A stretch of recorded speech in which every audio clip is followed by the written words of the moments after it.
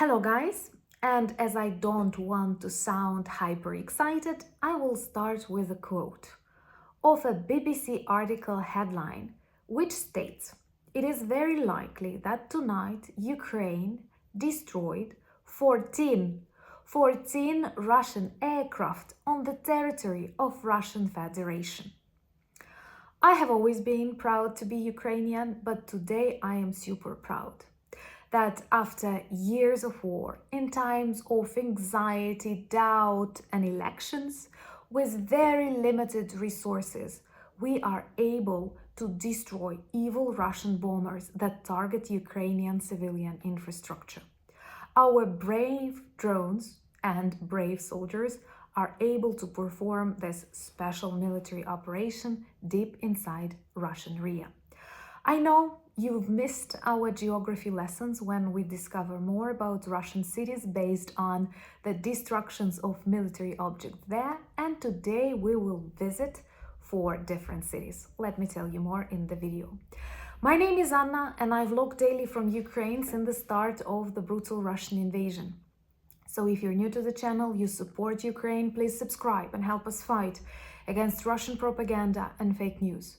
And my longtime friends, check your subscription status and hit notification button. This night was loud all around Russian Federation. War is returning back to Mother Russia, where it actually belongs.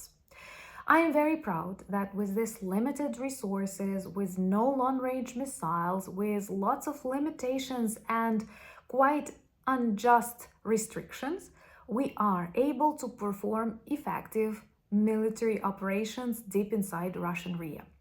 And tonight, Ukrainian drones visited 4 airfields in Russia, in Rostov region, in Engels, in Yeysk, and in KURSK. Oh my god, I already remember all of these Russian names that are not very dear to my Ukrainian ear. Anyway, perhaps the greatest success and the loudest sounds were on the airfield in Rostov region, Morozovsk. It is a huge military air base that is very actively used to bomb Ukraine, not crossing Ukrainian border. They have Sus, they have tools that they are able to use without coming too close to Ukrainian front lines, and they use Rostov airfields for these tasks. And it is very likely that they had up to 20 jets there. And tonight we have totally destroyed 6 of them and 8 of them were seriously damaged. Russia will not confirm that, dear trolls. This does not mean that the aircraft were not destroyed. We have satellite images, we have videos, and unfortunately, Russian users of social media share too much. Or actually, fortunately. And now even BBC states this. Anyway, these are evil bombers that can carry different kinds of bombs and missiles, and they are used to erase Ukrainian infrastructure, including civilian infrastructure from these territories that are close to the front lines.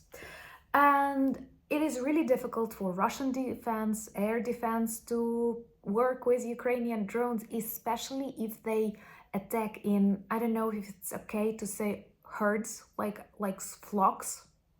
We need a new term. Let me know in the comments below what would be a nice term when we talk about a group of drones performing one task and targeting different objects simultaneously. Oh my god, this is beautiful.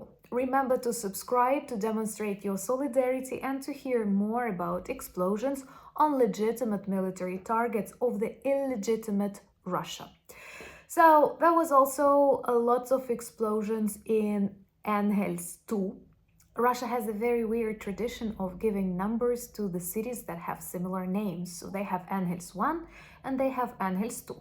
And yes, it is named after Friedrich Engels, one of the communist writers. Never read him, never planned to. But in Engels, we destroyed 3 strategic bombers, Tu-95. Tu-95 that are capable of carrying heavy and bad bombs. All the bombs are bad, but they don't have many Tu-95.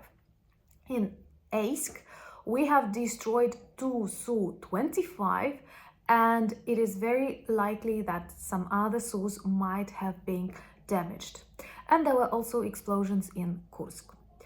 What is important, all of these night adventures are very vividly described on Russian Telegram channels, and you can see that, you can witness that, you can illustrate the work of Ukrainian drones and the result of this work. And Russian authorities continue saying there was just one explosion. No, not explosion, explosive event.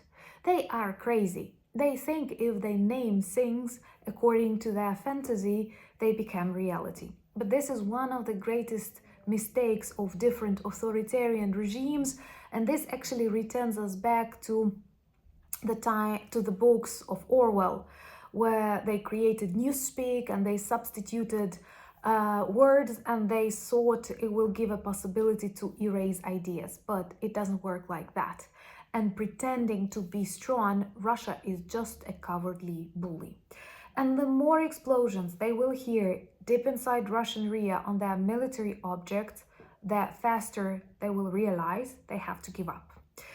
And a very vivid illustration, at the same time, very tragic event happened tonight when Russia targeted Zaporizhia regional center in Ukraine, killing 3 people, injuring a lot of people.